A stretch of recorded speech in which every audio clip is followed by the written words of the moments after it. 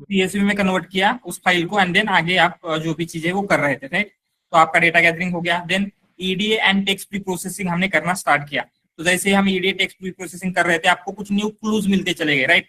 जैसे आपको पता चला कि नल वैल्यूज है, डेटा इम्बैलेंस है, देन कुछ रिलेटेड कॉलम्स है। तो जैसे ही क्लू मिलते चले गए, उनके अकॉर्डिंगली उन प्रॉब्लम को हमने सॉल्व किया, ठीक है। तो जैसे देखा हमारे पास इतने रोज है, इतने कॉलम्स है, एंड अगेन हमने ऑब्जर्वेशन बिल्ड किया था। यहाँ पे टोटल 18 कॉलम्स है, बट ओनली 2 कॉलम इंपॉर्टेंट है, बाकी के सारे अननेसेसरी है, इररिलेवेंट कॉलम है। तो सिर्फ उन्हीं 2 कॉलम को रखा एंड बाकी के सारे कॉलम को हमने ड्रॉप कर दिया, ठीक है। तो यहाँ पे सारे कॉलम्स ड्रॉप हो गए हैं। देन नेक्स्ट अगेन क्या हुआ, जब हमने नल वैल्यू चेक की तो क्या हो रहा है, अराउंड 65% और डेटा उसमें नल वैल्यूज है, राइट। तो उसमें भी मल्टीपल मेथड्स अवेलेबल थे, but we choose drop null values, क्योंकि उसका रीजन भी हमने देखा था, क्योंकि even after dropping null values आपके पास सफिशिएंट डेटा रहेगा। एंड अगर आपने जो आपका डेटा है मतलब अगर आपने अदर मेथड चूज की, जैसे ऑगमेंट किया, जनरेट किया, तो क्या हो सकता है, मॉडल ओवरफिट हो सकता है जो न्यू टाइप ऑफ डेटा है उसके लिए। इसलिए जो भी नल वैल्यूज है, उन नल वैल्यूज को आपने ड्रॉप कर दिया। देन जो टारगेट कॉलम है, मतलब जिस कॉलम को आपको प्रिडिक्ट करना है, उस कॉलम के ऊपर आपने वर्क करना स्टार्ट किया। तो उससे आपको पता चला आपके पास टोटल 18 यूनिक क्लासेस है। मतलब हमने कहा कि आपके पास 18 डिपार्टमेंट्स हैं, उनमें आपको कंप्लेंट्स फॉरवर्ड करनी है। बट जैसे हमने डिपार्टमेंट को चेक किया, आपको पता चला कि क्या है, some of them are closely related, right. तो जैसे कि ये क्यों हो सकता है, उसके पीछे का रीजनिंग क्या देखा था हमने, ये ऐसा क्यों हुआ था, क्योंकि डेटा लास्ट 2-3 ईयर्स का है, राइट। तो फर्स्ट ईयर में उनके डिपार्टमेंट कुछ और थे, नेक्स्ट ईयर में डिपार्टमेंट कुछ और हो गए, ऐसे हो सकता है।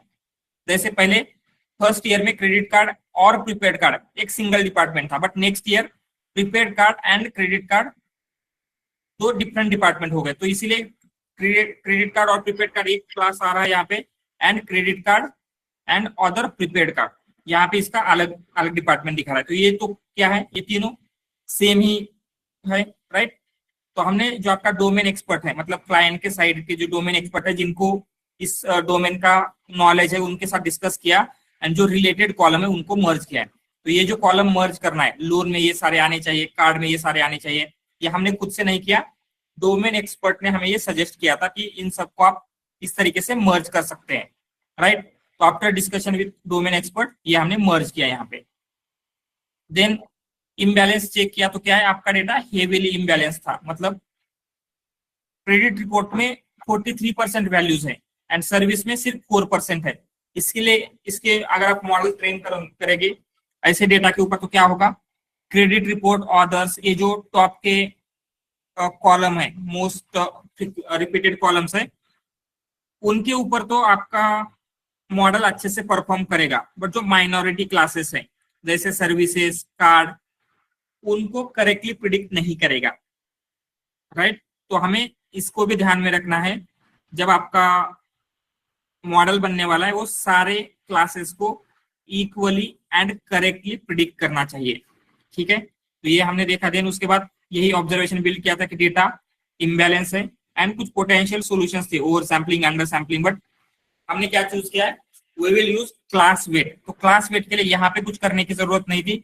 जब हम मॉडल को फिट करने वाले हैं डेटा के ऊपर, उस टाइम पे क्लास वेट का हम यूज करेंगे। देन टेक्स्ट प्री प्रोसेसिंग में हमने मल्टीपल रैंडमली कुछ रोज चेक किए, उससे आपको पता चला कि ये 3 मेथड्स हमने परफॉर्म किए, masking, non alpha character removal and lower casing. उसके सिवा जो बाकी की मेथड्स है उनका भी हम यूज कर सकते हैं, बट अभी के लिए हमने जस्ट दीज 3 मेथड्स का यूज किया है, ठीक है। अदर मेथड्स भी बहुत सारे हैं जिनका हम यूज कर सकते हैं। तो हमने यहाँ पे एक फंक्शन बिल्ड किया था जिसमें लोअर केस कर रहे हैं, मास्क रिमूव कर रहे हैं, एंड जो नॉन अल्फा कैरेक्टर्स है उनको भी रिमूव कर रहे हैं। देन यहाँ पे टोकनाइजेशन किया। टोकनाइजेशन जब हम कर रहे हैं तो यहाँ पे एक पैरामीटर दिया था, नम वर्ड इक्वल टू 30,000। इसका क्या मीनिंग है,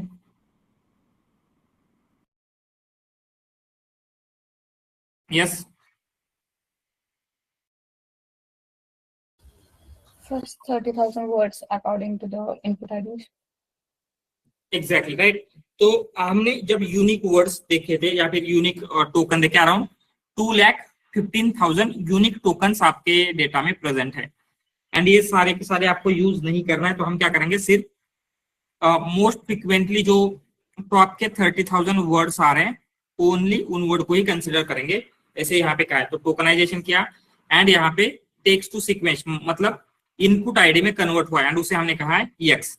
देन वाई हमने pd.get डमीज किया है, इसका मतलब क्या होगा, वन हॉट एनकोडेड के फॉर्म में जो आपका टारगेट कॉलम था उसको हमने कन्वर्ट किया, ये क्या है, वन हॉट एनकोडेड की ऑर्डर है, राइट। फर्स्ट अगर 1 होगा तो कार्ड का डिपार्टमेंट है, सेकंड 1 होगा तो क्रेडिट रिपोर्ट का डिपार्टमेंट है। तो इस तरीके से ये सारी चीजें की हमने। देन पैडिंग किया, पैडिंग के लिए यहाँ पे क्या लेना चाहिए था हमें, जनरली जो मैक्सिमम लेंथ है, बट हमने 700 लिया है, राइट, क्योंकि आपको स्प्लिट किया। जनरली हम अभी तक 8 प्रिंट कर रहे थे, बट यहाँ पे 5 किया है। इसके पीछे का क्या रीजन है? यस,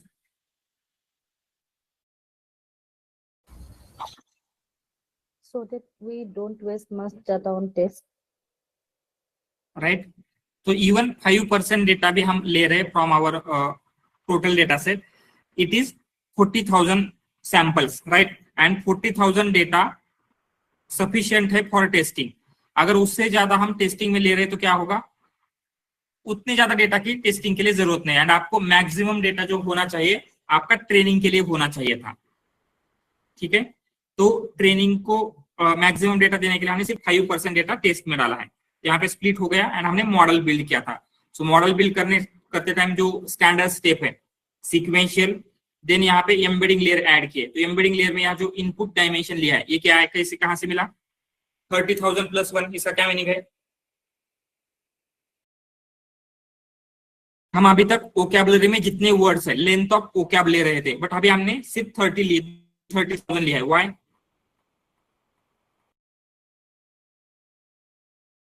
क्योंकि आपके वोकैब की लेंथ 2,15,000 है, बट हम उसमें से सिर्फ 30,000 वर्ड को ही कंसिडर कर रहे थे, right.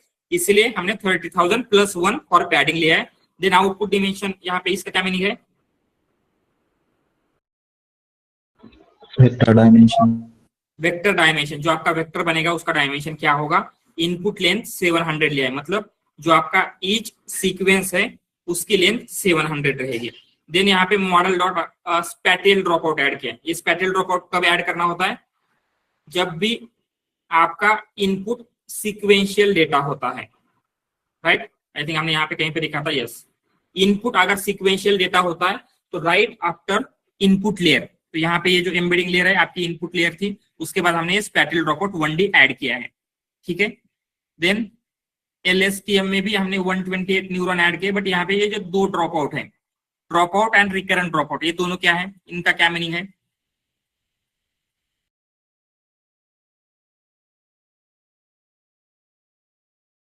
Yes, dropout point two मतलब जो आपके dropout point means input weights, hidden layer से, यस, हिडन लेयर से हिडन लेयर के जो न्यूरॉन्स है वो उनको हम रैंडमली 20% ड्रॉप आउट करेंगे। और रिकरेंट ड्रॉप आउट में जो लाइक हिडन लेयर के वेट, राइट, मतलब हिडन लेयर के वेट कौन से हैं, जब क्या होता है प्रीवियस टाइम स्टेप का जो आउटपुट था उस आउटपुट को हम नेक्स्ट लेयर में पास कर रहे थे, तो वो पास करते टाइम क्या होता है एक वेट से होके जाता है, तो उन वेट्स को हम ड्रॉप कर रहे हैं, राइट। तो उसका भी, एंड ये return sequence equal to true, ये क्या है, ये कब ट्रू रखना है, When we have another Next layer layer after is that. again. Yes.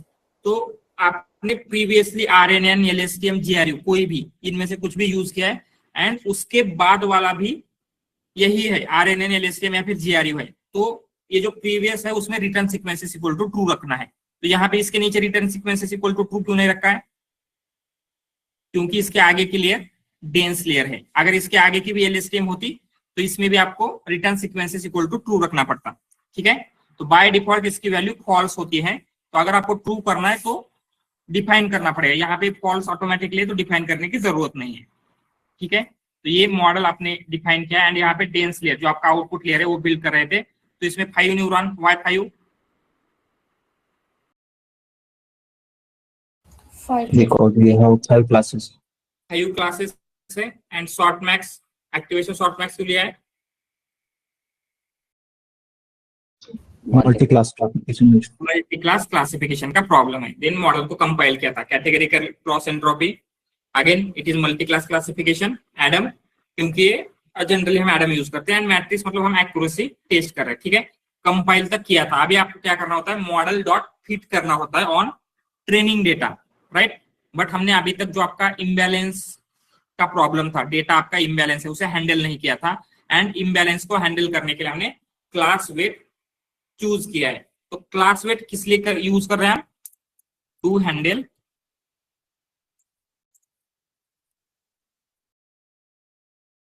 Imbalance data, ठीक है। तो सबसे पहले हम एक क्वेश्चन पूछेंगे, जो इम्बैलेंस डेटा है उसे हैंडल क्यों करना पड़ता है। अगर हम इम्बैलेंस डेटा को हैंडल नहीं करेंगे, मतलब जैसा है वैसे ही डायरेक्टली ट्रेनिंग को दे देते हैं, तो क्या प्रॉब्लम होगी। why we need to handle imbalance data, क्या लगता है। It cannot do these things, so the model will not familiar with the like lower class weightage. Yes, Model will be biased towards the majority class. Exactly जो majority classes है उसको तो model correctly predict करेगा, but जो minority classes है उनके ऊपर अच्छे से रिजल्ट नहीं देगा। तो हम ऐसे बोल सकते हैं मॉडल विल नॉट जनरलाइजेशन का क्या मतलब होता है, विल ऑन मतलब उसको अंडरस्टैंड नहीं कर पाएगा माइनॉरिटी क्लास। जो भी आपके माइनॉरिटी क्लासेस है, जैसे यहाँ पे आपका माइनॉरिटी में कौन से क्लास थे,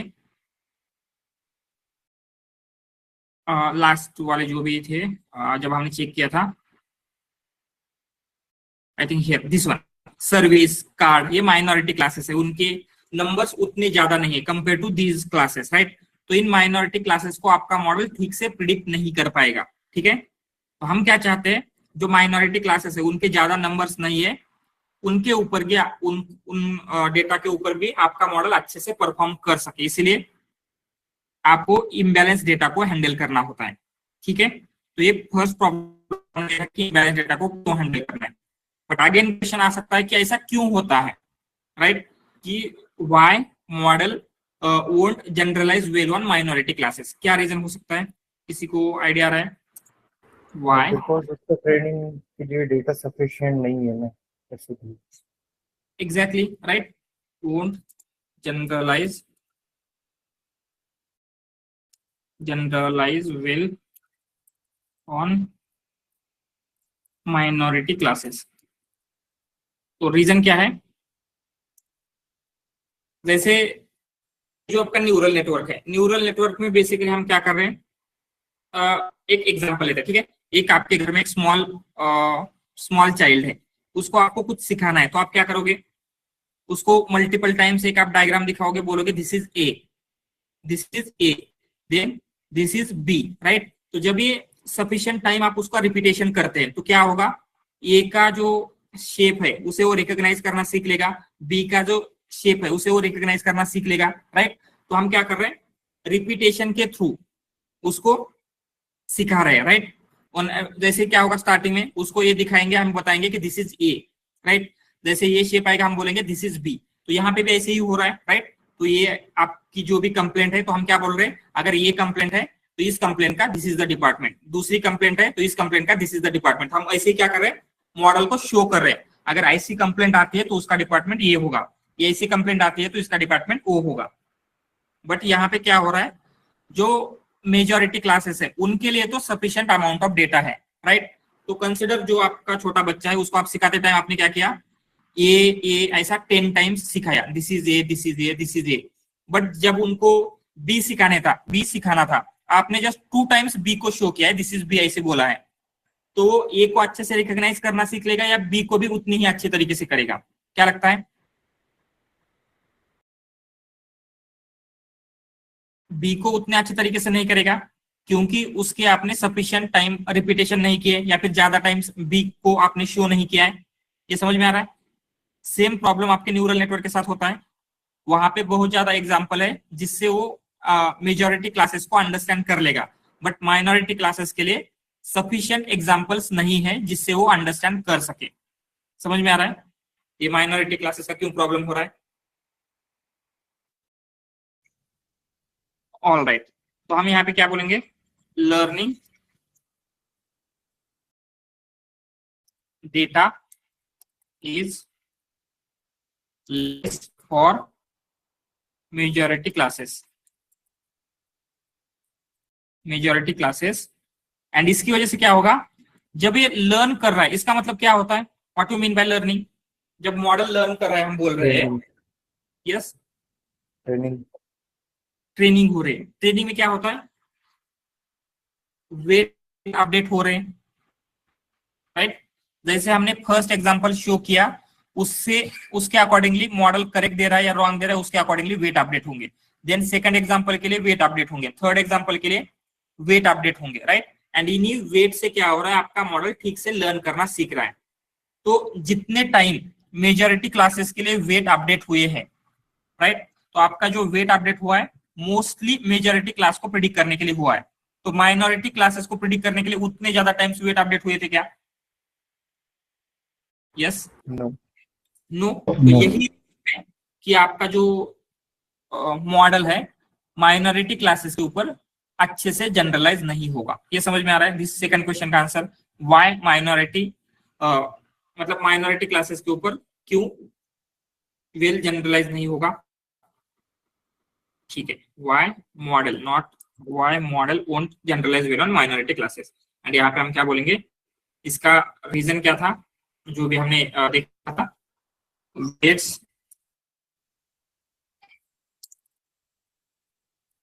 weights are not weighted on minority class compared to, just ऐसे लिखते compared to मेजॉरिटी क्लास। ठीक है, तो आपका जो मॉडल है मोस्टली जो उसका अंडरस्टैंडिंग डेवलप हुई है, most of the understanding only majority class को प्रिडिक्ट करने के लिए डेवलप हुई, इसलिए वो मेजॉरिटी क्लासेस को तो अच्छे से प्रिडिक्ट करेगा बट माइनॉरिटी क्लासेस के ऊपर नहीं करेगा। ठीक है, तो मे भी अभी आपको लग सकता है आपको अंडर सैम्पलिंग ओवर सैम्पलिंग तो समझ में आ रहा है। अंडर सैम्पलिंग ओवर सैम्पलिंग में हम क्या कर रहे हैं? सैंपल्स बढ़ा रहे हैं, सैंपल्स रिड्यूस कर रहे हैं, मतलब सेम नंबर ऑफ सैंपल्स ले रहे हैं, जिससे क्या होगा? सेम नंबर ऑफ टाइम्स दोनों क्लासेस के लिए वेट अपडेट होंगे। बट एक क्लास वेट ये प्रॉब्लम को कैसे सॉल्व करेगा, राइट? तो how class weights solve this problem. ठीक है, तो ये जो माइनॉरिटी क्लासेस के ऊपर जनरलाइज नहीं होने की प्रॉब्लम है, ये कैसे सॉल्व होगा वो चेक करते हैं। तो क्लास वेट में बेसिकली स्क्रीन लैग हो रही है क्या? यस सर अप डाउन हो रहा है या नहीं? अप डाउन दिख रहा है या नहीं अभी? हाँ हो रहा है। ठीक है, नाउ इट इज क्लियर, मतलब हो रही है, प्रॉपर्ली दिख रही है। वॉइस भी ब्रेक हो रहा है। वॉइस भी ब्रेक हो रहा है।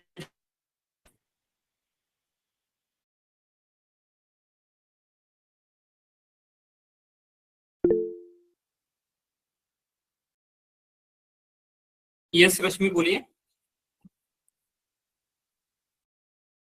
Sir, learning data is less for the minority class. This the first point. Sorry, can you repeat? So we have written the Y model won't generalize on minority class. So in that, the first point should be, I guess, learning data is less for minority classes. Yes, sorry, yes, just यहाँ पे check करते हैं minority.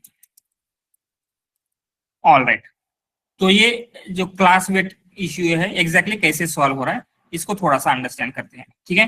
तो class wait में exactly क्या होता है, जैसे आपके क्लासेस है, ठीक है, तो वहां पे हम हर एक क्लास के लिए कुछ वेट असाइन कर रहे हैं। वेट मतलब क्या होता है, कुछ इंपॉर्टेंस, ठीक है, वो कितना इंपॉर्टेंट है इसकी वैल्यू हम असाइन करेंगे, ठीक है। एंड जो माइनॉरिटी क्लासेस है उनको ज्यादा वेट मिलता है यहाँ पे क्लास वेट्स में, एंड जो मेजॉरिटी क्लासेस है उनको उतना ज्यादा वेट नहीं मिलेगा, उनको कम वेट मिलता है, ठीक है। तो क्या हो रहा है, समझ में आ रहा है। इसमें हम क्या करेंगे, जो आपका क्लास वेट्स असाइन करेंगे, class weights are assign to each class, ठीक है। जो आपका जितने भी क्लासेस है हर एक क्लास को क्लास वेट असाइन करेंगे, एंड क्या कर सकते हैं, जो आपका माइनॉरिटी क्लासेस है उनको ज्यादा वेट मिलेगा, ठीक है, more weights to minority classes, minority class, and less weight to majority class, and less weight to majority class, ठीक है। It will be vice versa, right? I mean, more weights for majority and less for minority. No, more weight for minority and less weight for majority, ठीक है।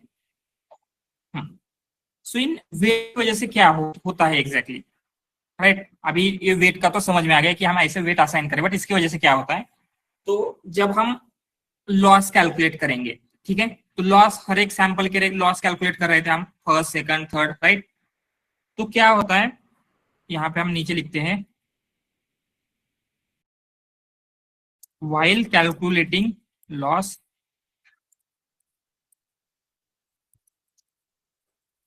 तो उस time पे क्या होगा, अगर मॉडल माइनॉरिटी क्लास के ऊपर मिस्टेक करता है, ठीक है, if model makes mistakes on minority class, तो वहां पे क्या होगा, बिकॉज ऑफ उसका वेट ज्यादा है, माइनॉरिटी क्लास का वेट ज्यादा है, तो क्या होगा, उसका लॉस की वैल्यू भी उतनी ही बिगर आएगी।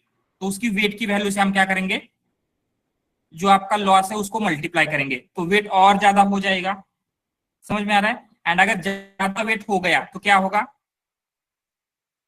मतलब लॉस अगर ज्यादा हो गया तो वेट ज्यादा होगा, समझ में आ रहा है। तो इससे क्या हो रहा है, हम क्या कर रहे हैं, अगर मॉडल ने जो आपका माइनॉरिटी क्लासेस है उनके ऊपर मिस्टेक की, या फिर उनके ऊपर अच्छे से प्रिडिक्ट नहीं कर रहा है ट्रेनिंग के टाइम पे, तो लॉस ज्यादा होगा, एंड अगर लॉस ज्यादा हो रहा है तो वेट भी ज्यादा अपडेट होंगे। तो यहाँ पे उतना ज्यादा जो वेट अपडेट नहीं हो रहा था अभी, बिकॉज ऑफ सैंपल तो फ्यू है, बट उन्हीं फ्यू सैंपल के लिए हम ज्यादा वेट अपडेट कर रहे हैं। तो उसी जो हमने स्मॉल चाइल्ड का एग्जांपल लिया था, एक बच्चा है उसको आपको सिखाना है, तो आपने क्या किया, उसको ए ऐसे 10 टाइम सिखाया है, एंड बी जस्ट 2 टाइम सिखाया है। एंड आपने क्या कहा, अगर वो ए के ऊपर मिस्टेक करता है तो उसको ज्यादा पनिशमेंट नहीं मिलेगी, बट उसने बी के ऊपर मिस्टेक किया तो उसको ज्यादा पनिशमेंट मिलेगी। तो because of this fear, even though आपने बी को उतने ज्यादा टाइम्स नहीं सिखाया है, तो फिर भी वो बी को याद रखने का अच्छे से ट्राई करेगा। यस, समझ में आ रहा है।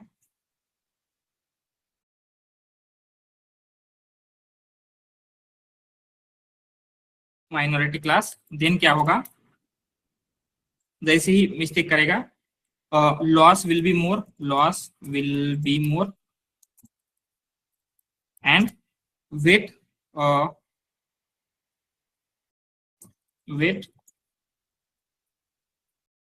update will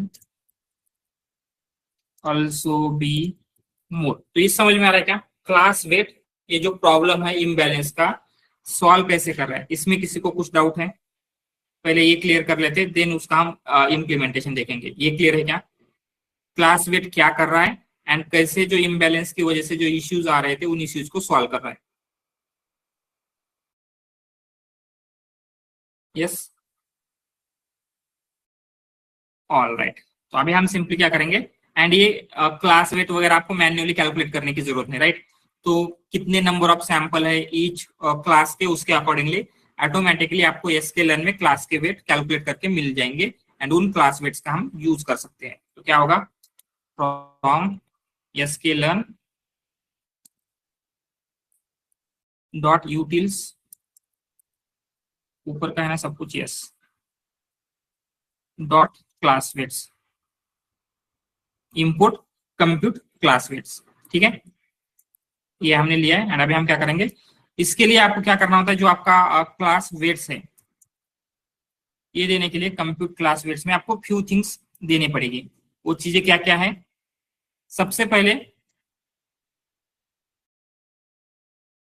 कौन सा लॉस फंक्शन कर रहे, क्या लगता है, हमने देखा था कौन सा लॉस फंक्शन था वो, ये मल्टी क्लास क्लासिफिकेशन का प्रॉब्लम है, तो कौन सा करना चाहिए, softmax loss function not activation, Categorical cross entropy. Yes, categorical cross entropy. And जब आप मॉडल को कंपाइल कर रहे हैं तो हमने यहाँ पे कैटेगरिकल क्रॉस एंट्रोपी डिफाइन किया है एज अ लॉस फंक्शन, ठीक है। तो यहाँ पे आपको कंप्यूट क्लास वेट करने के लिए क्या क्या चाहिए, पहले हम बोलेंगे क्लास वेट बैलेंस है, मतलब हर क्लास को इक्वल इंपॉर्टेंट चाहिए, ये आपको बताना है। एंड देन यहाँ पे क्या है, आपके जो जितने भी क्लासेस है वो क्लासेस यहाँ पे आपको देने हैं। एंड आपके क्लासेस मतलब हम ऐसे ले सकते हैं DF of product dot unique, तो डॉट यूनिक से क्या मिलेगा, जितने भी आपके क्लासेस है, राइट। तो हम यहाँ पे इसके नीचे भी लिख सकते हैं क्लास नेम्स, ऐसे लिखेंगे class names equal to this one, ये ले लेते हैं एंड यहाँ पे क्लास नेम्स, ठीक है। तो आपके ये जो 5 क्लासेस है, ऑल राइट। एंड देन आपको यहाँ पे एक और चीज देने, that is DF of product. ये डीएफ ऑफ प्रोडक्ट क्या है, वो चेक करेगा कि इन क्लास नेम की कितनी वैल्यूज जो आपका प्रोडक्ट का कॉलम्स है उसमें प्रेजेंट है एंड उसके अकॉर्डिंगली क्लास वेट्स असाइन करता है, ठीक है। तो देखेंगे तो आपको यहाँ पे क्लास वेट्स मिल जाएंगे। So let's see class weights, तो यहाँ पे ये क्या है, लोन के लिए क्लास का वेट इतना है 1 पॉइंट इतना जो भी है, क्रेडिट रिपोर्ट के लिए 0.4 है। एंड अगर क्लास का डिस्ट्रीब्यूशन देखते हैं क्लास वैल्यू की, तो क्या था, इसके हम क्या करेंगे, वैल्यूज देख लेते हैं, डॉट वैल्यू काउंट,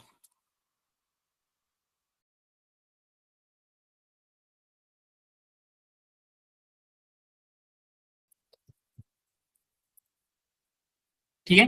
तो यहाँ पे नोटिस करेंगे तो मैक्सिमम किसका है, क्रेडिट रिपोर्ट का। एंड यहाँ पे अगर आप चेक करते हैं तो मिनिमम आपको उसी का मिल जाएगा, क्रेडिट रिपोर्ट सेकंड नंबर पे, तो मिनिमम उसी का ही है। एंड जो मिनिमम वैल्यू है, मतलब जो मोस्ट माइनॉरिटी क्लास है, दैट इज सर्विसेज, राइट। तो सर्विसेज का कितना है, सेकंड लास्ट, तो मैक्सिमम इसी को मिलेगा। तो क्या हो रहा है, जितना कम वैल्यू, जितने कम नंबर ऑफ सैंपल्स उतना ज्यादा क्लास वेट, जितनी ज्यादा वैल्यू उतना कम क्लास वेट। तो क्या मिल रहा है, माइनॉरिटी क्लासेस को, यहाँ पे हमने लिखा था more weights to the minority classes and less weights to the majority classes. ये समझ में आ गया कैसे असाइन हुए हैं, all right.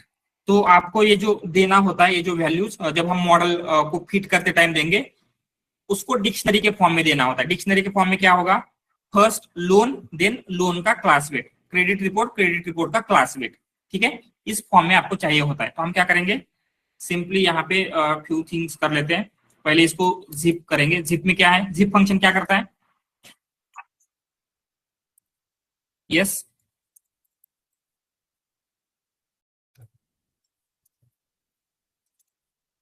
creates a dictionary of types of data types. Right, मतलब ये इनकी डिक्शनरी, एंड इसको हम डिक्ट में कन्वर्ट करेंगे अगेन, जो भी ये कंप्लीट हुआ है डिक्ट। तो आपको जैसे चाहिए था लोन, लोन का क्लास वेट, क्रेडिट रिपोर्ट का क्लास वेट, ये सब कुछ मिल गया, ठीक है। एंड इसको हम क्या करेंगे, क्लास डिक्ट नाम से स्टोर करते, क्लास डिक्ट। एंड यही जो क्लास डिक्ट हमने अभी क्रिएट की है, यही आपको लगेगी जब हम मॉडल फिट करेंगे। तो अभी आपके पास क्लास डिक्ट रेडी है, now you can fit the model. तो मॉडल फिटिंग कर लेते हैं अभी। मॉडल फिटिंग कैसे करना है, जो हमने सिंपल किया था, model dot fit, transform. Know just fit करेंगे, नॉट फिट, फिट ट्रांसफॉर्म की जरूरत नहीं है, मॉडल डॉट फिट। एंड उसमें क्या क्या देना पड़ेगा, सबसे पहले जो आपका x डेटा है that is x train, I think x नहीं है, then y train I think ऐसे ही है, ठीक है। देन इपॉक्स, सो हमें ज्यादा टाइम पे तक, एक्चुअली जनरली ज्यादा टाइम तक करना चाहिए, बट हम सिर्फ एक ही इपॉक के लिए करेंगे, वाई, क्योंकि उसमें टाइम ज्यादा लगेगा ना, हमारे पास टाइम नहीं है, राइट। तो इपॉक दिया। बैच साइज क्या होती है,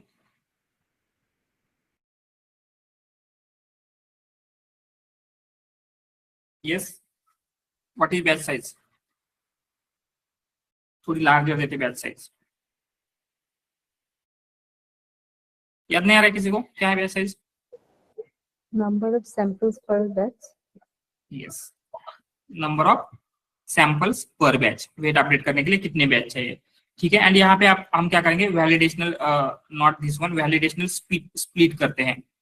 वैलिडेशनल स्प्लिट क्या है, that also I will explain. And ये वैलिडेशनल स्प्लिट क्यों करे वो भी मैं एक्सप्लेन करता हूँ। तो पहले हमने यहाँ पे इतना दिया, एक क्लास वेट, मतलब क्लास वेट में क्या दिया, जो क्लास डिक्ट हमने क्रिएट की थी। तो यहाँ तक सब कुछ क्लियर है क्या, जो हमने किया है, एवरीथिंग, यहाँ तक किसी कुछ डाउट? सर एक डाउट है, हाँ लाइक मैंने बोला है कि जितना लॉस ज्यादा होगा, मोर लॉस मतलब more weights update for the Right. minority classes. Right. So like number of times the weights will be updated more times, or like the values of the weights will be more. value of the weight updation will be more. Okay. ठीक है, यहाँ तक clear है सब कुछ। तो again हमने देखा था, जब आपको ओवरफिटिंग अवॉइड करना है तो ड्रॉप आउट के साथ एक और मेथड थी, कौन सी थी? Early stopping. Early stopping. And early stopping में क्या हो रहा था, कैसे रेगुलराइजेशन को अवॉइड करते हैं, मतलब ओवरफिटिंग को अवॉइड कर रहे हैं? Check the validation loss. Yes, validation loss check करेंगे। देन क्या होता है, कंसिडर, यहाँ पे अभी आपको पता है क्या कितने इपॉक के ऊपर आपका मॉडल बेस ट्रेन होगा? We don't know, right. 1 हो सकता है, 10 हो सकता है, 100 हो सकता है। कंसिडर हमने यहाँ पे 100 दे दिया, एंड क्या हुआ, आफ्टर ओनली 10 इपॉक, ठीक है, आफ्टर ओनली 10 इपॉक्स आपका मॉडल जो है वो क्या बोल सकते हैं हम उसको, ट्रेन हो गया, ठीक है। अभी अगर ये ट्रेन हो चुका है तो इसका जो लॉस है वो कम होगा क्या, अगर उसकी आपकी बेस्ट वैल्यू मिली है तो? यस, नो, बट हमने इपॉक 100 दिए है तो और 90 टाइम्स ये क्या होने वाला है, ट्रेन होने वाला है, राइट।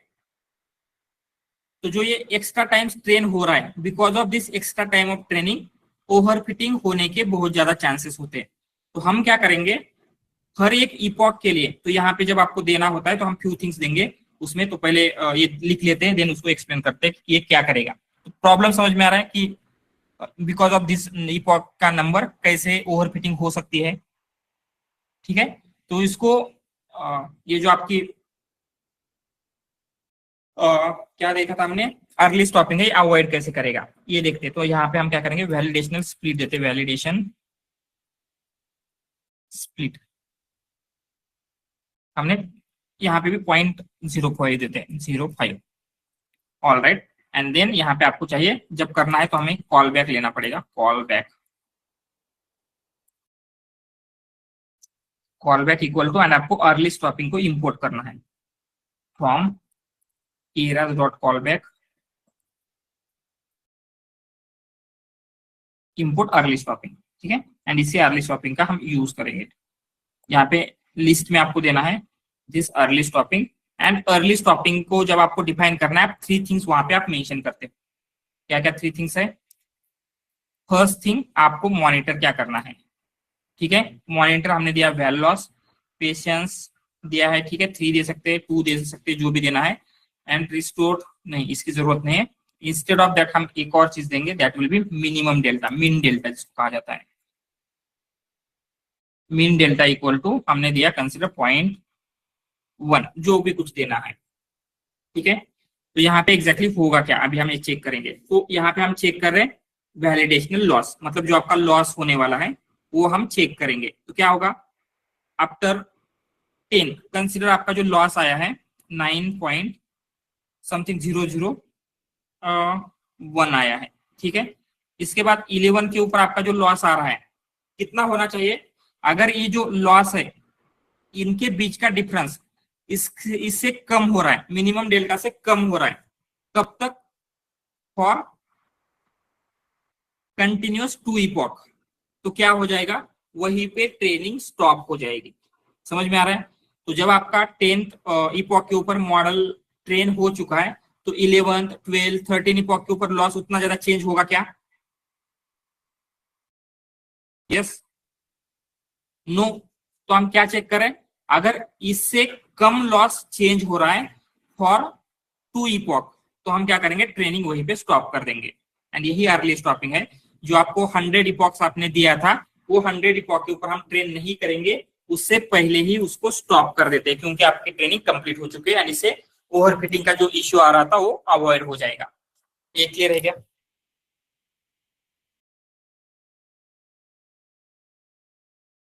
यस सर फिर से एक बार बताओ। या ठीक है। तो हमने देखा था अर्ली स्टॉपिंग मतलब क्यों करना चाहिए, क्योंकि आपको जो रेगुलराइजेशन का इश्यू आता है, रेगुलराइजेशन का इश्यू कब आता है, ओवरफिटिंग का इश्यू कब आएगा, जब आपको पता नहीं है कि, जैसे जनरली किसी को पता नहीं होता कि कितने इपॉक के ऊपर ट्रेन करना है। हमने यहाँ पे रख दिया 100 इपॉक के ऊपर ट्रेन करना है, तो क्या होगा, आपका मॉडल 100 इपॉक के लिए ट्रेन होगा, ठीक है। एंड क्या होगा, कंसिडर फर्स्ट इपॉक के बाद उसका जो लॉस आ रहा है वो कुछ वैल्यू आ रही है, जस्ट हम लिखते हैं एनी रैंडम वैल्यू, ठीक है। देन सेकंड इपॉक के बाद कुछ वैल्यू आएगी, तो ऐसे क्या होगा, हर एक इपॉक के बाद वैल्यू आएगी। एंड अभी क्या हुआ, 10 इपॉक के बाद आपकी जो मिनिमम वैल्यू आ सकती है, आपको जो परफेक्ट वेट चाहिए थे वो मिल चुके हैं यहाँ पे, ठीक है। तो इसके बाद जो आपका चेंज होने वाला है, अभी आपको 100 इपॉक के लिए ट्रेन करना है, तो लॉस उतना ज्यादा चेंज होगा क्या, क्योंकि आपको बेस्ट वैल्यू मिल चुकी है, यस, नो, राइट। वैल्यू तो चेंज नहीं होगी, बट स्टिल हम ट्रेन कर रहे हैं। अभी आपका मॉडल ट्रेन हो चुका है, बट जब हम उसको ट्रेन करने लग जाएंगे तो क्या होगा, वो कुछ एक्स्ट्रा थिंग्स जो अननेसेसरी चीजें वो लर्न कर सकता है। जैसे वही अगेन छोटे बच्चे का एग्जांपल लेते हैं, हम छोटे बच्चों को सिखा रहे हैं ए है, this is A, this is ए, ऐसे हमने मल्टीपल टाइम्स उसको सिखाया, तो एक बार वो सीख गया है। अभी स्टिल अगर हम उसको दिखा रहे हैं ए एंड बोल रहे हैं कि यही ए है, तो क्या होगा, वो शेप के साथ इसका कलर भी आइडेंटिफाई करने लग सकता है, बोलेगा कि अगर वो ग्रीन में होगा तो ही ये है। तो ये क्या हो रहा है, उसने सीखने के बाद भी अगर हम उसको दिखा रहे हैं this is A, this is ए, तो उसमें से क्या करेगा, वो अननेसेसरी चीजें जो लर्न नहीं करनी चाहिए थी वो भी लर्न करेगा, जैसे कलर ऑफ दैट अल्फाबेट। ये प्रॉब्लम समझ में आ रहा है, इसी को हम बोलते हैं ओवरफिटिंग, क्योंकि उसको वो लर्न नहीं करना चाहिए था, अननेसेसरी चीजें लर्न कर रहा है। ये समझ में आ रहा है, प्रॉब्लम क्या है पहले क्लियर है? Yes sir.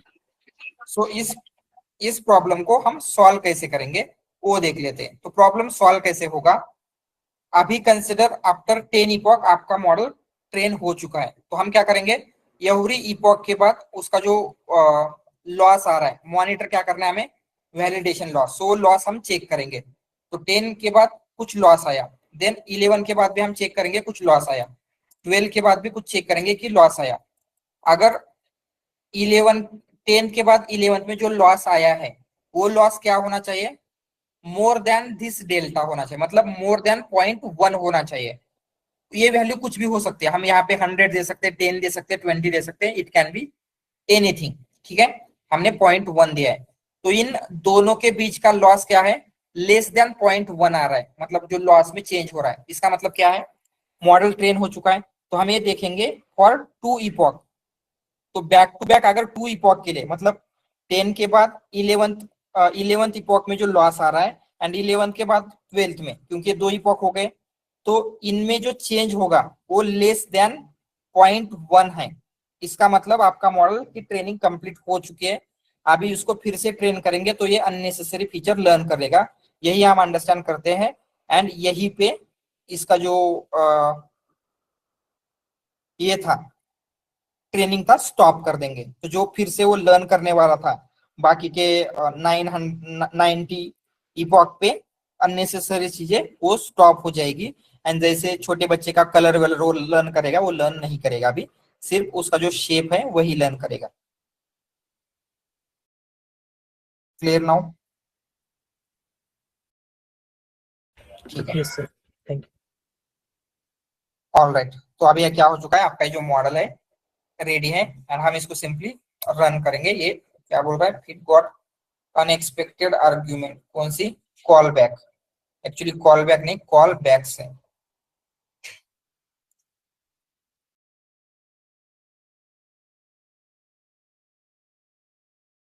सर ये वैलिडेशन स्प्लिट क्या था? वैलिडेशन स्प्लिट मतलब क्या है, आपको वैलिडेशन डेटा के ऊपर चेक करना है, राइट। तो इसके लिए हमने क्या किया, जो आपका ट्रेनिंग डेटा है एक्स ट्रेन वाई ट्रेन, उसमें ही अगेन फिर से, क्योंकि आपको टेस्ट डेटा को ट्रेनिंग में कहीं पे भी नहीं देना, इसलिए जो आपका ट्रेनिंग का डेटा था उसमें फिर से स्प्लिट कर दिया। तो ये उसको वैलिडेशन के लिए यूज करेगा, क्योंकि यहाँ पे क्या हो रहा है, आपका डेटा बहुत ही ह्यूज है तो ये क्रैश हो रहा है। तो हम इसको क्या करेंगे, मतलब स्मॉलर स्मॉलर नंबर पे लेते हैं। तो इंस्टेड ऑफ 700 यहाँ पे हम सिंपली 300 या फिर 500 लेंगे एंड यहाँ पे 30,000 वर्ड की जगह पे 10,000 लेते हैं, ठीक है। 10,000 tokeniser is not defined, okay, ये सारा ही क्रैश हो गया क्योंकि यहाँ पे इश्यूज है इसके रैम वगैरह के। जैसे कि हमने कहा था प्लानिंग में ही आपको ये चेक करना पड़ेगा आप क्या क्या कर सकते, राइट। अगर आपके पास इतना हाई एंड नहीं है तो आप ट्रेन ही नहीं करोगे, तो आपको स्टार्टिंग में ही ये सारी चीजें ध्यान में करनी पड़ेगी। तो ठीक है, रन कर लेते हैं इसको।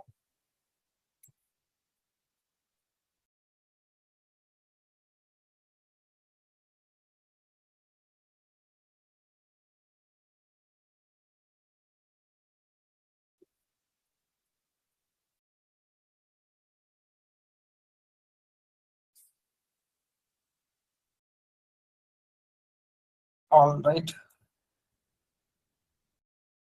ऑल कॉलम्स ड्रॉप करेंगे।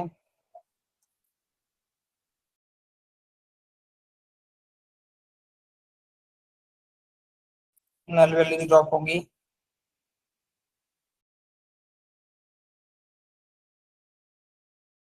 कॉलम्स मर्ज हो गए, देन इम्बैलेंस है, ठीक है। प्री प्रोसेसिंग कंप्लीटेड, देन आपको करना है टोकनाइजेशन एंड इसके लिए ये जो लार्ज नंबर होने की वजह से प्रॉब्लम आ रहा था, इसलिए 30,000 की जगह पे जस्ट 10,000 दिया है हमने।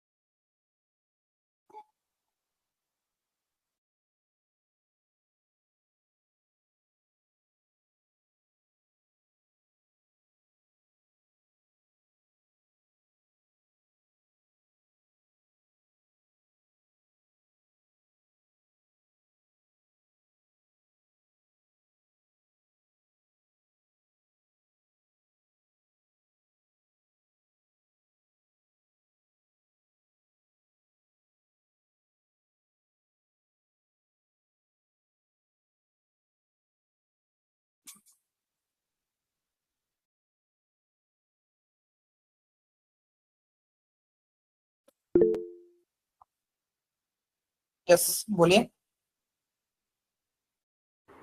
Sir, can we here consider for the Azure AI Foundry in our Azure syllabus? किस लिए? Azure AI Foundry हम लोग कवर करने वाले हैं यस करने वाले हैं। Yes Rashmi. Sir, for model fitting part, can we consider learning rate factor also? Can Yes. we use both, like early stopping and learning rate together? कर सकते हैं।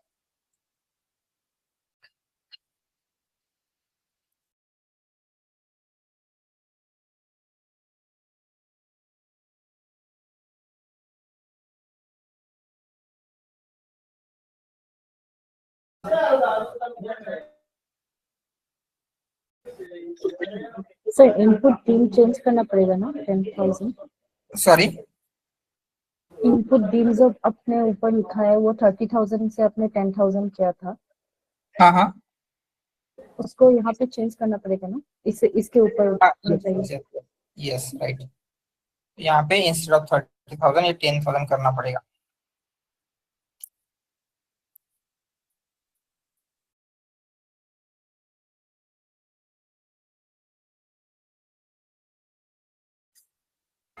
सर इनपुट लेंथ भी चेंज करना पड़ेगा। हाँ इनपुट मतलब सिर्फ Input इतना ही करना है, ये वही इनपुट 700 दिया है ना ऊपर। हाँ या सो इंस्टेड ऑफ हमने कितना, आई थिंक कितना किया था, 500 किया है ना, सो उसको भी 500 से चेंज करना पड़ेगा। राइट, यस 500 कर देते हैं।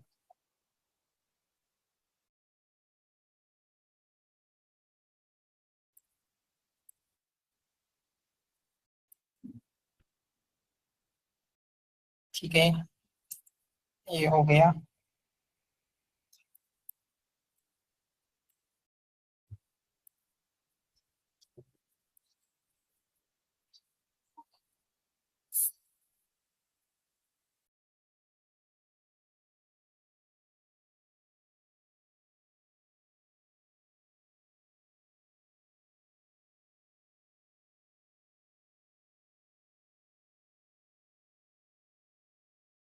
ठीक है, तो अराउंड 37 मिनट समथिंग लग रहा है, तो ये थोड़ा सा टाइम लेगा बट ठीक है। तो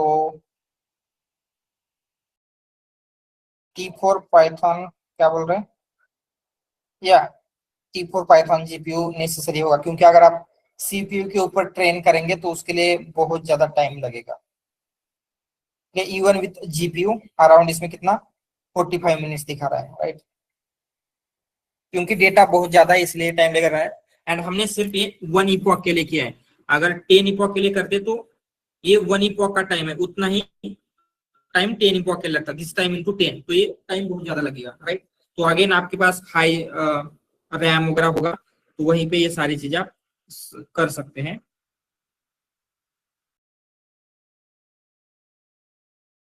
ओके, एनीथिंग एल्स और कुछ? सो यहाँ पे अभी हमें क्या करना है, ये होने के बाद सब कुछ मॉडल ट्रेन होने के लिए अभी टाइम लगेगा, 40 मिनट्स का टाइम है, इतना ज्यादा तो हम वेट नहीं करेंगे। तो फ्यू थिंग्स मैं आपको जो आगे आने वाले वही एक्सप्लेन कर देता हूँ यहाँ पे। ठीक है, तो सबसे पहले आपको क्या करना है, जैसे ही मॉडल ट्रेन हो जाएगा तो कंसिडर क्या हो गया, ये जो नोटबुक है ये रिस्टार्ट हो गई, तो क्या होगा, ये जो हमने मॉडल को ट्रेन किया है वो सब कुछ चला जाएगा। राइट, तो मुझे ये सब कुछ फिर से ट्रेन करना पड़ेगा, तो इतना ज्यादा टाइम, इतनी ज्यादा मेहनत सब कुछ वेस्ट हो जाएगी, तो ये ना हो इसलिए क्या कर सकते हैं, We can save the model in the pickle form. Model को सेव करेंगे। एंड ऑलवेज एक बात याद रखना, जब भी हम कोई मॉडल यूज कर रहे हैं तो ऑलवेज उस मॉडल के साथ उसी का टोकनाइजर यूज करना है। एनएलपी में ये होता ही है। ठीक है, ये क्यों होगा, जैसे यहाँ पे अगर हम देखेंगे टोकनाइजर, तो टोकनाइजर में क्या होगा, इनपुट आईडी टोकनाइजर से पता चलती है। राइट, तो यहाँ पे नंबर 1 इनपुट आईडी के लिए कोई वर्ड है, ठीक है, एंड आपके मॉडल में क्या हुआ है, उस वर्ड को उसने 1 इनपुट आईडी कंसिडर करके ट्रेन हुआ है। अगर आप कोई और टोकनाइजर यूज करेंगे तो उसमें 1 पोजीशन पे कोई और इनपुट आईडी हो सकती है, मतलब कोई और वर्ड हो सकता है, तो यहाँ पे वो वर्क नहीं करेगा। तो एनएलपी में ऑलवेज याद रखना, आप जो मॉडल यूज कर रहे हैं उसी का टोकनाइजर यूज करना है, नॉट जस्ट हियर। हम आगे जाके जब जो प्री ट्रेन्ड मॉडल है जैसे बर्ड वगैरह यूज करेंगे तो वहां पे भी क्या होता है, जो मॉडल यूज कर रहे हैं मॉडल अगर हम डाउनलोड कर रहे हैं तो उस मॉडल के साथ साथ उसका टोकनाइजर भी डाउनलोड करना है एंड उसका टोकनाइजर भी यूज करना है। तो यहाँ पे हम मॉडल को तो सेव करेंगे ही, मॉडल के साथ साथ उसका टोकनाइजर भी सेव होगा, ठीक है। एंड उसको हम जो आपका गूगल ड्राइव वगैरह है उसमें स्टोर कर देंगे, ठीक है। सो सेव होने के बाद इवैल्यूएशन करेंगे, राइट। तो इवैल्यूएशन में क्या क्या होगा, जो भी आपका कंफ्यूजन मैट्रिक्स है वो ड्रॉ कर सकते हैं, प्रिसीजन, रिकॉल, इन सब की वैल्यू आप चेक कर सकते हैं। उसे मॉडल का जो परफॉर्मेंस है उसको हम इवैल्यूएट करेंगे कि मॉडल किस तरीके से परफॉर्मेंस कर रहा है। तो इसके लिए सब कुछ चाहिए, अभी के लिए नहीं है। एंड देन अभी ये सब कुछ होने के बाद आपको क्या करना है, फाइनल आपको पाइपलाइन बिल्ड करनी है। मतलब हमने जो प्रोजेक्ट देखा था स्टार्टिंग में, अभी आपका मॉडल रेडी है, ठीक है, क्योंकि मॉडल हो चुका है। मतलब हम ऐसे कंसिडर करेंगे इवैल्यूएशन पे आपका मॉडल अच्छे से मिल रहा है, ठीक है। मतलब आपका मॉडल रेडी है, तो आपका पाइपलाइन क्या बिल्ड करना था। Actually, we need to check the live data, means how Yes. it is processing. ठीक है, तो आपको यूजर की कंप्लेंट आएगी, उस कंप्लेंट को हम आपके मॉडल में, जो मॉडल हमने ट्रेन किया उसमें पास करेंगे। ये आपको देगा डिपार्टमेंट, एंड डिपार्टमेंट प्रिडिक्ट होने के बाद उस कंप्लेंट को फॉरवर्ड करना है, राइट। तो कंप्लेंट जब आएगी तो कंप्लेंट कैसे आ सकती है, प्लेटफॉर्म में या फिर प्लेटफॉर्म में, ईमेल में आएगी। एंड ये होगा क्या, जैसे हमने क्लीन डेटा किया था, लोअर केस करके मास्किंग रिमूव करते, ऐसे यूजर कंप्लेंट सेंड करेगा क्या, नो नो। तो यूजर क्या करेगा, जो उसके पास कंप्लेंट जैसे स्टार्टिंग में थी रॉ कंप्लेंट उसी तरीके से आएगी। तो ऑलवेज एक बात याद रखना, जब आपको प्रिडिक्शन करना है या फिर इन्फरेंस करना है, तो इन्फरेंस का टाइम पे क्या होना चाहिए,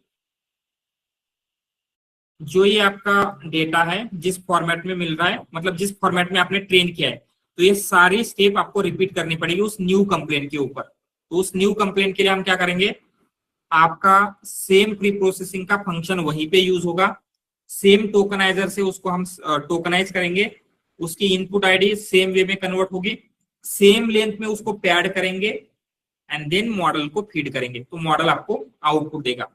तो ये इन्फरेंस की पाइपलाइन भी आप ही को बिल्ड करनी है।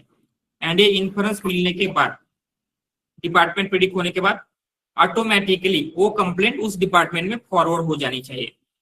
तो ये जो फॉरवर्ड का कोड है ऑटोमेटिकली ईमेल फॉरवर्ड का, वो भी हम यहाँ पे लिखेंगे, जिससे आपका एक कंप्लीट प्रोजेक्ट रेडी हो जाएगा। सर यहाँ एक क्वेश्चन है, अगर हम लोग नया कोई कमेंट पास करते हैं और उसके बाद अगर वो पाइपलाइन में अगर रन होता है तो वो ठीक है, initially it like follows the pre-processing path and all those things, but for every complaint if he take like 30-40 minutes, so how can he like No, why it will take 30-40 minutes? उतना ज्यादा time नहीं लेगा, यहाँ पे training के लिए time ले रहा है, नॉट फॉर इन्फरेंस। ट्रेनिंग हो गया, अभी ट्रेनिंग होने के बाद ओनली फ्यू सेकंड लेगा वो प्रिडिक्ट करने के लिए, ठीक है। 45 मिनट्स ट्रेनिंग के लिए लग रहे हैं, नॉट इन्फरेंस, राइट। वहां पे आपको ट्रेनिंग नहीं करना है फिर से, तो टाइम नहीं लेगा, फ्यू सेकंड में ही वो आपको उसका जो डिपार्टमेंट है वो प्रिडिक्ट करके दे देगा, क्योंकि मॉडल आपका ऑलरेडी ट्रेन है, राइट। जैसे कंसिडर, जैसे हमने वो स्मॉल बच्चे का एग्जांपल लिया था, उसको सिखाने के लिए आपको 2 दिन लग सकते हैं, बट एक बार सीख गया, जब हम उसको पूछेंगे ये क्या है, तो इंस्टेंटली ए है बी है बता सकता है। तो उसी तरीके से क्या होगा, बाद में टाइम नहीं लगेगा, ठीक है। ऑल राइट,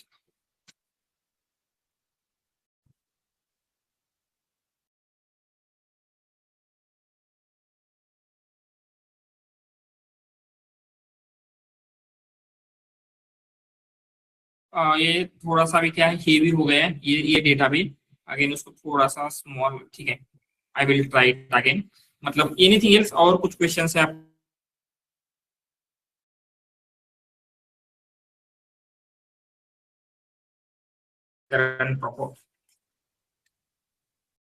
तो इसमें जो आपका का मेन कंसेप्ट क्या है, रैंडमली आपके वेट्स को ड्रॉप कर रहा है, मतलब उन वेट को कंसिडर नहीं करेगा, ठीक है।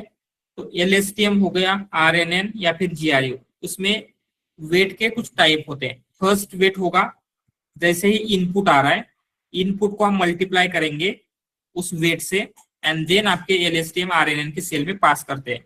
उस वेट को कहा जाता है input weight. Input weight clear है?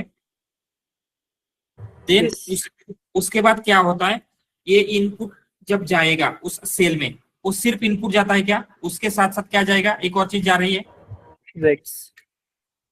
No not weights and input multiply हो गया, ये इनपुट हमने पास किया, उस इनपुट के साथ साथ प्रीवियस टाइम स्टेप का output, right, previous hidden state जा रही है। यस। एंड ये जो प्रीवियस हिडन स्टेट जा रही है वो भी क्या हो रहा है, कुछ वेट को मल्टीप्लाई होके जाएगी। ठीक है, तो क्या होगा, जो ओनली हमने ड्रॉप आउट लिखा था, तो वो ड्रॉप आउट क्या करता है, जो आपके वेट थे ये इनपुट वाले वेट को ड्रॉप करेगा। एंड रिकरेंट वेट क्या करता है, जो हिडन स्टेट आपकी इनपुट में जा रही थी तो उस वाले वेट को ड्रॉप करेगा।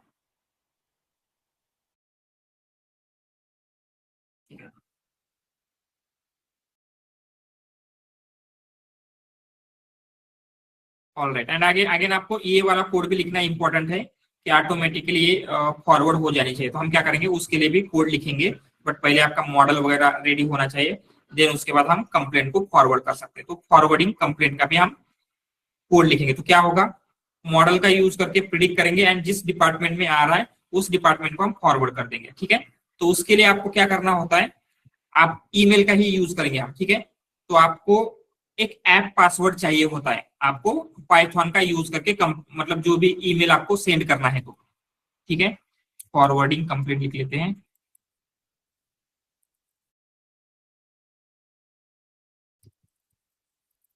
तो उसके लिए आपको ऐप पासवर्ड क्रिएट करना चाहिए। क्या चाहिए, ऐप पासवर्ड।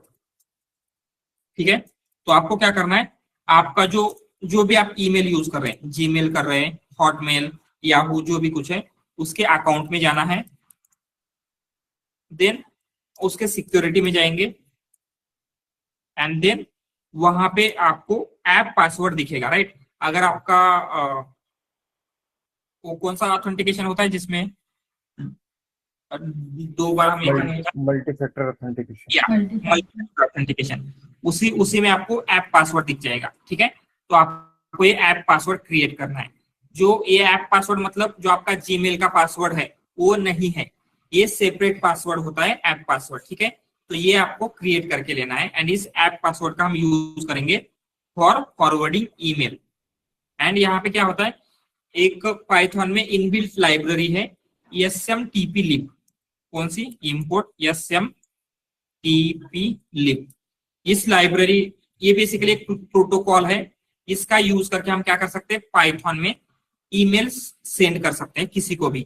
ठीक है, तो ये ऐप पासवर्ड से आप लॉग इन करेंगे, मतलब I will use my own email and then हम क्या करेंगे, उसको सेंड कर सकते हैं यूजिंग smtplib। ठीक है, ऑलराइट, तो ये सेंड वगैरह करना कैसे करना है, all this things we will सी।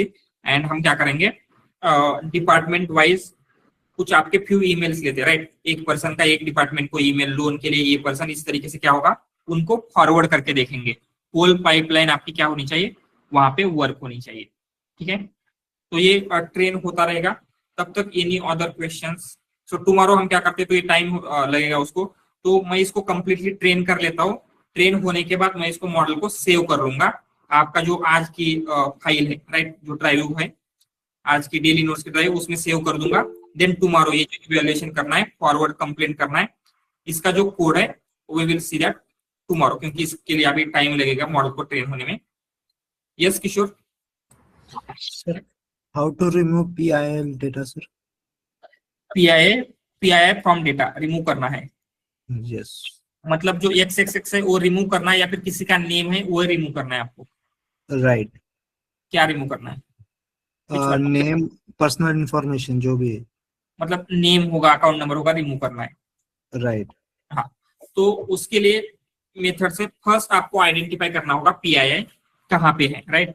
तो उसके लिए अगर आप LLM एप्लीकेशन यूज कर रहे हैं, मतलब OpenAI की मॉडल्स वगैरह, तो वहां पे GenAI में गार्डरेल नाम के कंसेप्ट होते हैं। गार्डरेल में क्या होगा, हम इनपुट को चेक करेंगे। अगर इनपुट में कुछ PII होती है, ऐसे नेम, ईमेल, फोन वगैरह, उसको ब्लॉक कर देते हैं। या फिर अमेजोन में एक सर्विस है टेक्सट्रैक नाम की, वो टेक्सट्रैक क्या करता है, आपके टेक्स्ट में PII कहाँ पे है वो आइडेंटिफाई करेगा। Name, Aadhaar card number, PAN number, phone number, email, जो भी PII है उसको आइडेंटिफाई करके आपको देता है। तो देन उस आइडेंटिफिकेशन से आप उसको मास्क कर सकते हैं, जैसे यहाँ पे उन्होंने मास्क किया था, रिमूव कर सकते हैं, जो आपको उसके ऊपर करना है आइडेंटिफाई होने के बाद आप कर सकते हैं। तो GenAI एप्लीकेशन के लिए आपको गार्डरेल्स यूज करने हैं एंड जस्ट आपको NLP में PII करना है। तो जो टेक्सट्रैक्ट सर्विस है, नॉट टेक्सट्रैक्ट, कॉम्प्रिहेंड, AWS कॉम्प्रिहेंड, ठीक है, AWS कॉम्प्रिहेंड की सर्विस आपको यूज करनी है। सो जब हम AWS देखेंगे, AWS के टाइम पे जस्ट मुझे रिमाइंड कर देना, I will show you that comprehend, उसमें PII रिमूव करना, ठीक है। Okay thank you. यस अभी सर एक बार क्लास वेट को ओवरव्यू दे दीजिए एक बार बस। ठीक है।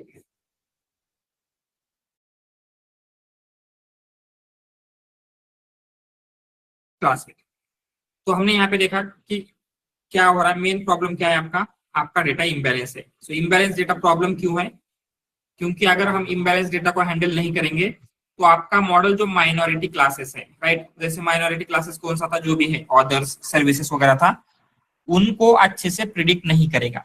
ये हमारा मेन कंसर्न है। एंड ये क्यों होगा, अगर इम्बैलेंस डेटा होगा तो माइनॉरिटी क्लासेस को क्यों अंडरस्टैंड नहीं करता ये, क्योंकि माइनॉरिटी क्लासेस के लिए उतने ज्यादा एग्जाम्पल्स नहीं है, राइट। तो माइनॉरिटी क्लासेस के ऊपर वेट उतने ज्यादा टाइम्स अपडेट नहीं होंगे। जैसे हमने एग्जांपल लिया था, अगर एक छोटा बच्चा है, उसको आपको ABCD सिखानी है, आपने उसको 10 बार A का लेटर सिखाया है एंड B का लेटर सिर्फ 2 बार ही सिखाया है, तो ऑब्वियसली वो A को बेटर वे में अंडरस्टैंड करेगा। B ज्यादा टाइम नहीं सिखाया है तो B के ऊपर वो मिस्टेक कर सकता है, राइट।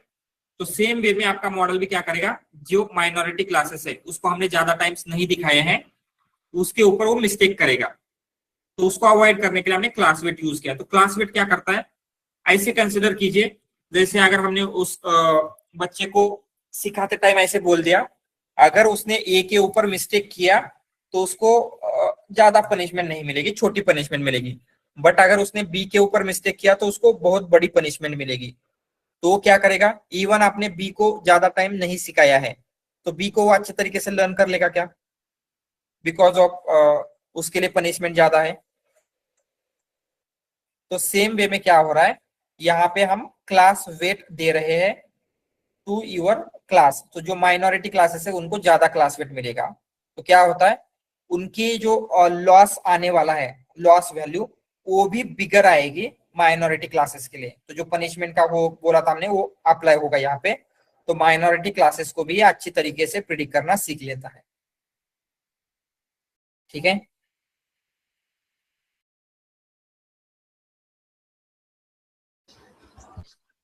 या ऑल राइट।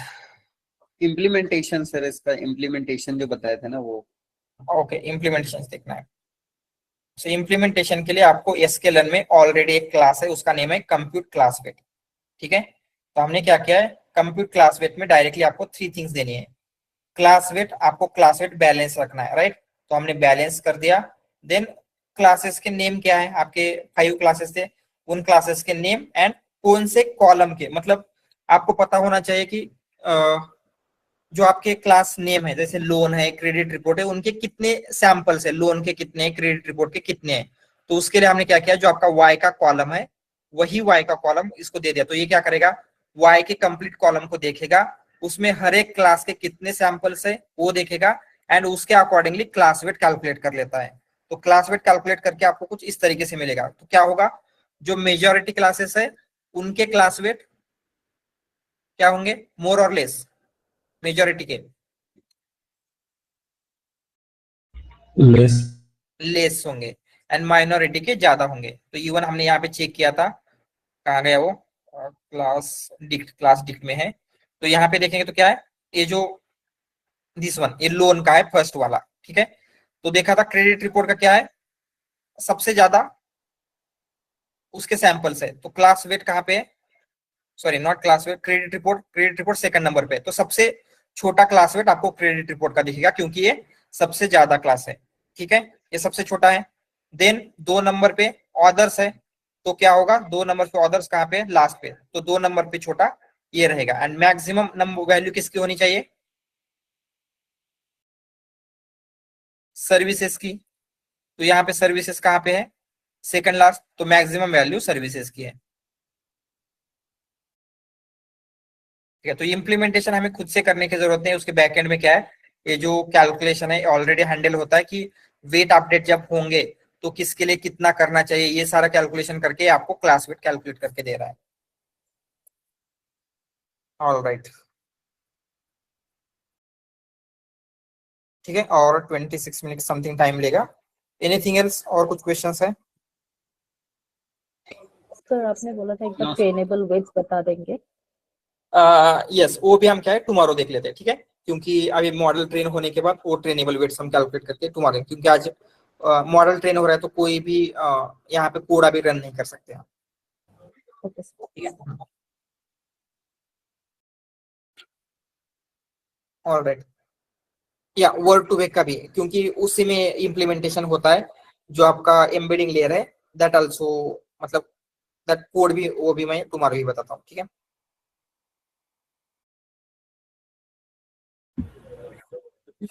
सर हम डुप्लीकेट कमेंट्स को कैसे हैंडल कर सकते हैं? सॉरी, इसे डुप्लीकेट कंप्लेंट अगर आते हैं हाँ तो राइट, उसको कैसे हैंडल कर सकते हैं?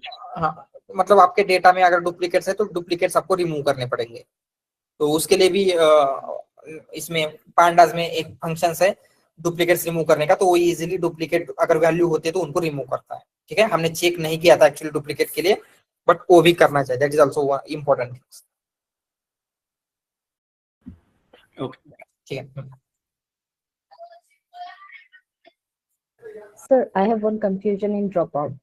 हाँ, सर ड्रॉप आउट में हम बोलते हैं कि we are randomly dropping the neurons, weights, okay, weights of neuron, weights of the neurons, okay sir. हाँ हाँ,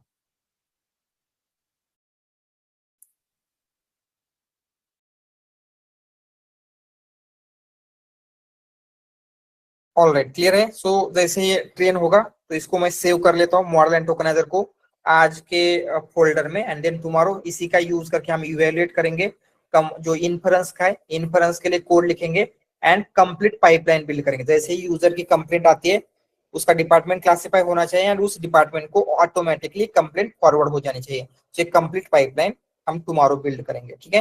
एंड उसके साथ साथ जो भी word to vec parameter calculation ये चीजें है that also will complete tomorrow. And इस वीकेंड आपके इंटरव्यू है, राइट।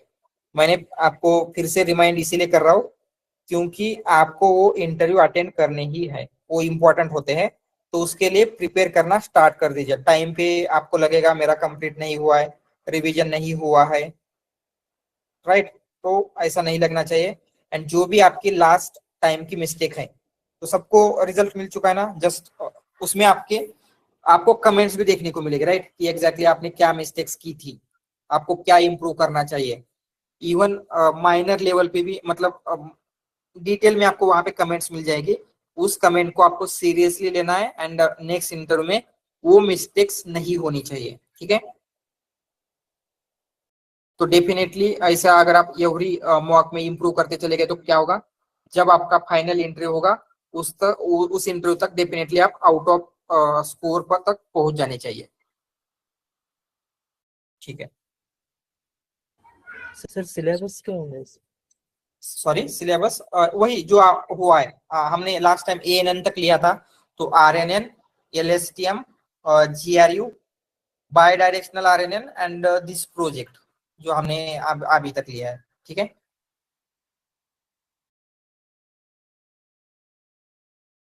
आगे मैं यहाँ पे डाल देता हूँ चार्ट में मॉक का सिलेबस, RNN, LSTM, GRU, ठीक है।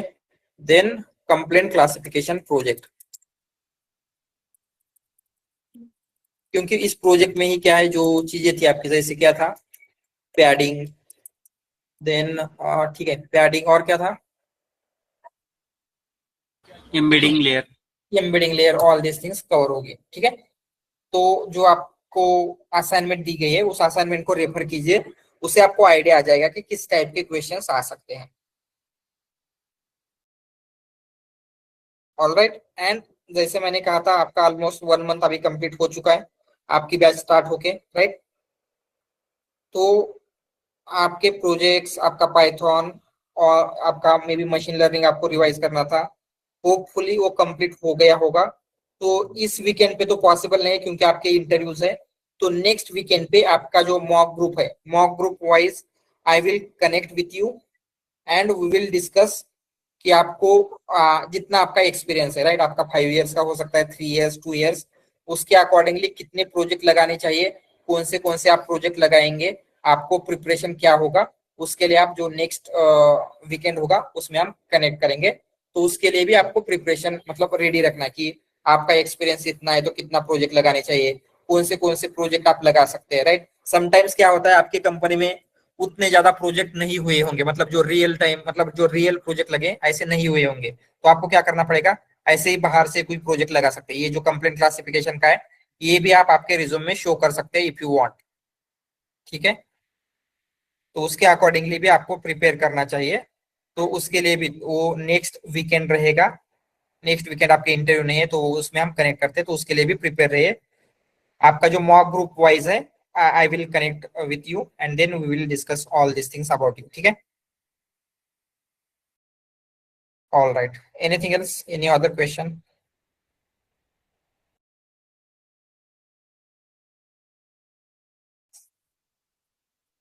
All right, okay then। तो जैसे ये ट्रेनिंग कंप्लीट होती है इस नोटबुक को एंड टोकनाइजर एंड जो मॉडल हमने सेव किया है that also I will upload in today's note, ठीक है।